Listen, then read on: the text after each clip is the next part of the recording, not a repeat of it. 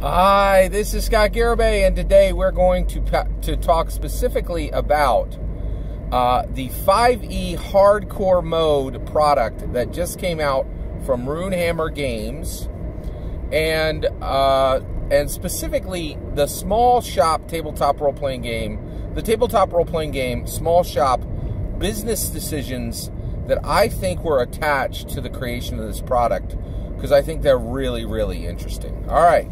So let's talk about this a little bit. So the reason why I want to talk about this today is I'm super focused on Dungeons & Dragons. I love Dungeons & Dragons, but Dungeons & Dragons sets the pace for all tabletop role-playing games on the planet. But you know, the best tabletop role-playing game small shop in the world right now, in my opinion, is Runehammer Games. I'm such a fan of this place. I've never done this before in my entire life. I have purchased every single product that Runehammer Games makes. Everything. I've literally bought. I don't think I've ever done that with any company in the world.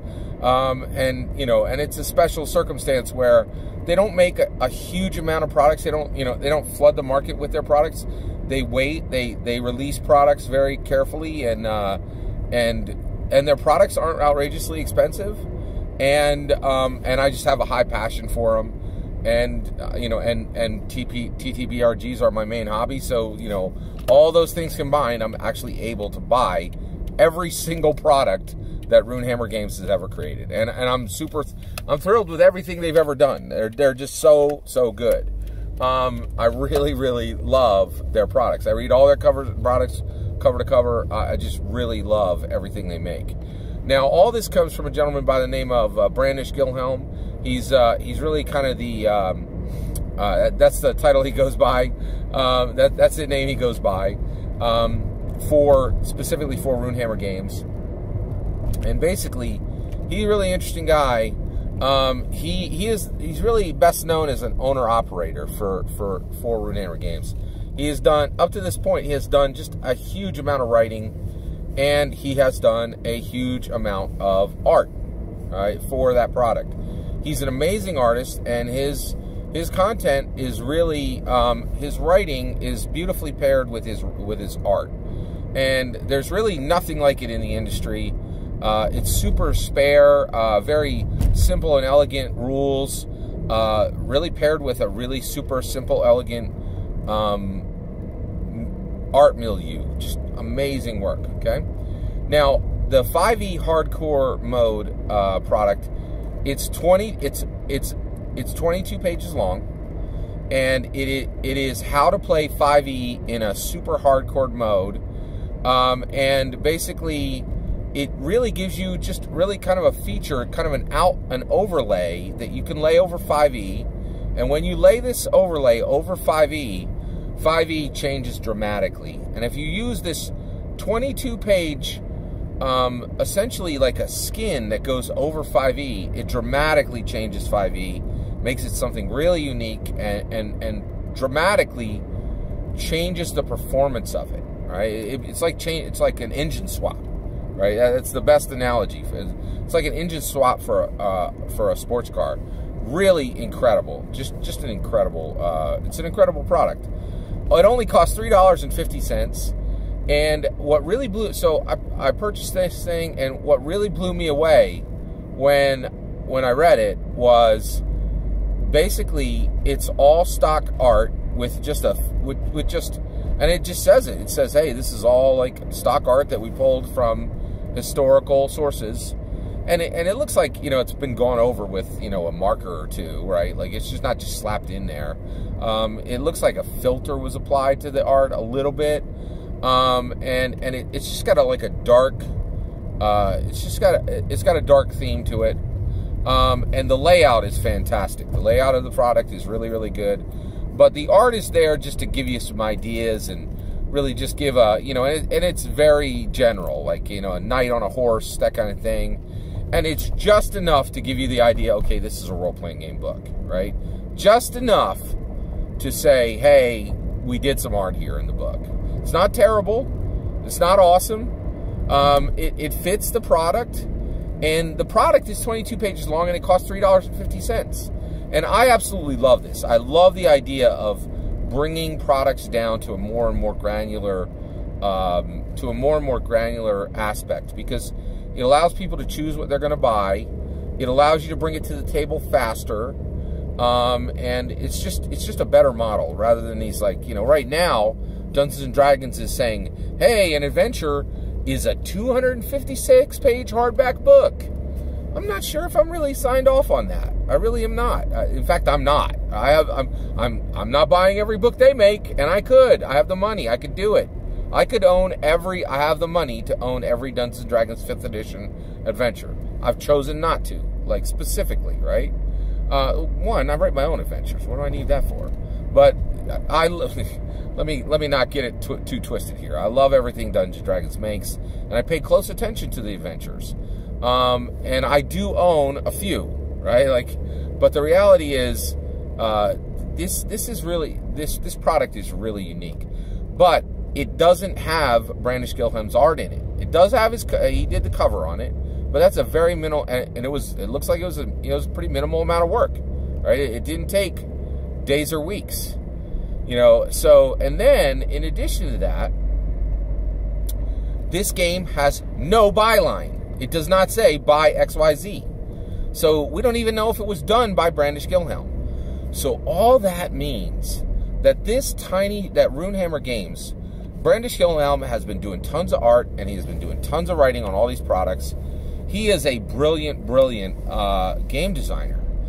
He's really brilliant with rules. He's really brilliant with art, and he's been just knocking it out of the park for 2 or 3 years now with some of the best indie role-playing games that exist. They're tremendous. He makes Index Card RPG, and he's made Bearcats and Xenodrop and Blood and Snow, and like the list goes on and on and on. He just got in Vigilante City. You can get that in. Now that's actually a collab, but more and more, he's just done a tremendous amount of work. You can also see his art in a lot of other products. But one of the things I think is really, really interesting is you have a person here who's a great rules writer and a great artist, right? And you could see with this product, he very distinctly decided, I need to start putting down the art marker, and I need to start putting aside the laptop and let other people do some work, and I need to start making business decisions, and I need to grow this company. I need to do the not fun work, the work of producing product, stepping back, letting others shine, making the minimal viable product.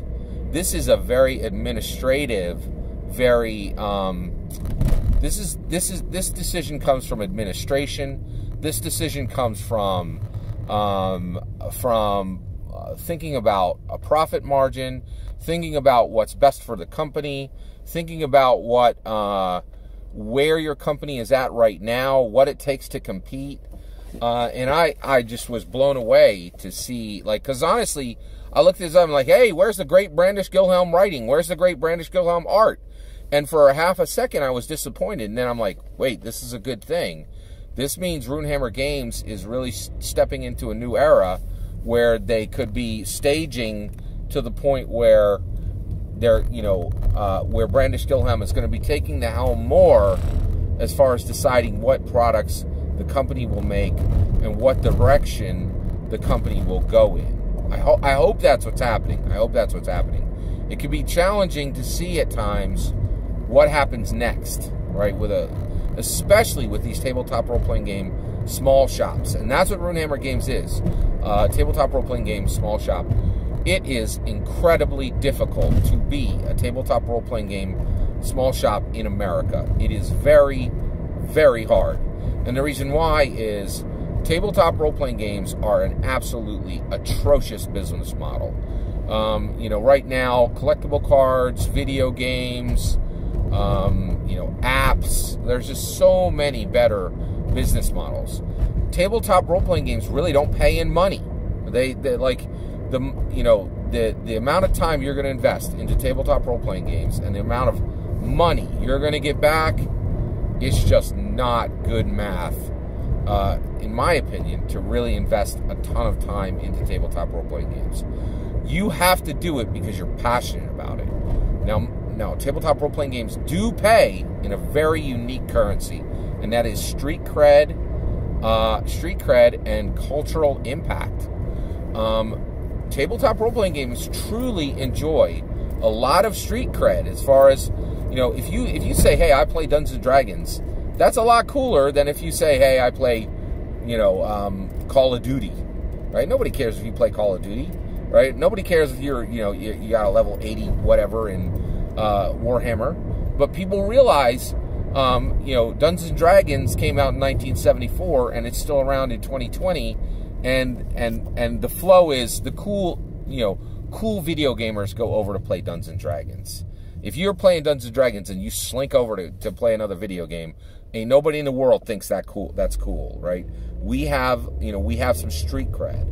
And then in addition to that, we have a lot of cultural impact. Dungeons & Dragons has a ton of cultural impact. It is not a great business model, but it is a fantastic cultural impact model. The smartest people in the world play Dungeons & Dragons. And, you know, and half the screenplay writers in Hollywood play. There are politicians who play. There are entertainers. You know, there are lots of writers who play.